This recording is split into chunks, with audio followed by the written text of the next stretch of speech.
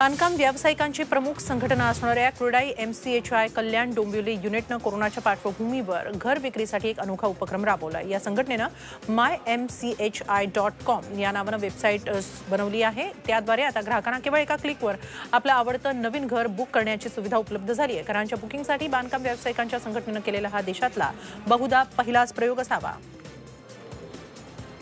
Exhibitions दरवर्षी आम्ही आयोजित करत असतो। हे आमचं 10वं वर्ष आहे।